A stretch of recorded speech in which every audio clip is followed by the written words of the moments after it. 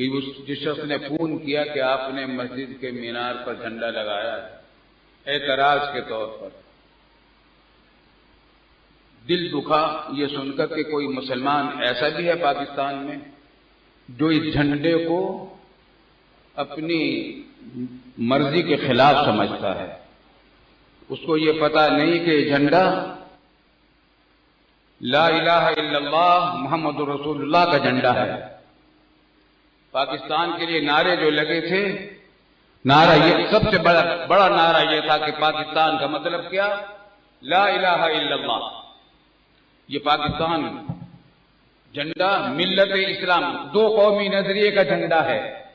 انما المؤمنون اخوہ، قرآن نے جو اعلان کیا کہ تمام دنیا کے مسلمان بھائی بھائی ہیں، اس مسلم قومیت کا جھنڈا ہے، مسلم ملت کا جھنڈا ہے، کلمہ طیبہ لا الہ الا اللہ کا جھنڈا ہے۔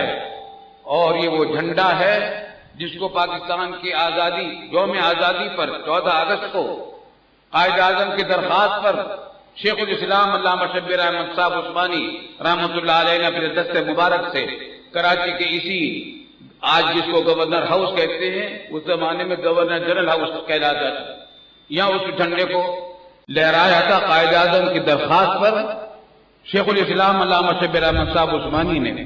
یہ ان مبارک ہاتھوں کا لہرایا ہوا جھنڈا ہے۔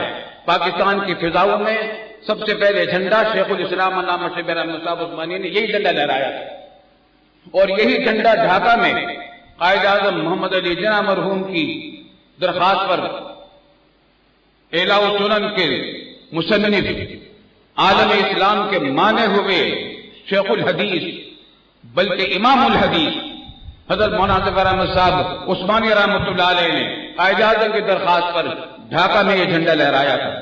یہ وہ جھنڈا ہے جو ہمارے بزرگوں نے لہرایا ہے۔ پاکستان کی فضاؤں میں سب سے پہلے جھنڈا ہمارے ان بزرگوں نے لہرایا ہے۔ الحمدللہ یہ جھنڈا ہماری عزت کی پہچان ہے، ہماری ایمان کی پہچان ہے۔ ہم اس کو، آپ کو یاد ہے کہ ہر قوم اپنے جھنڈے کا احترام کرتی ہے۔ غزوہ موتا کے اندر جو واقعہ پیش آیا، سپہ سالار ایک شہید ہوا، دوسرے نے جھنڈے پہ اٹھایا، دوسرا شہید ہوا، تیسرے نے اٹھایا، اور جعفر طیار جب ایک ہاتھ زخمی ہو گیا تو اپنے بغل میں اس جھنڈے کو تھاما۔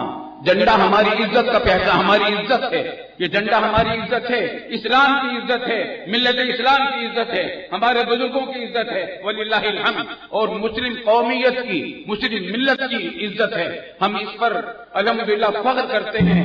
ہمیں افسوس ہے ایسے لوگوں پر جو اس جھنڈے کو اپنے نظریات کے بھی خلاف سمجھتے ہیں۔ اللہ تعالیٰ ان کو توفیق عطا فرمائے، توبہ کرنے کی توفیق عطا فرمائے اس غلط نظریے سے۔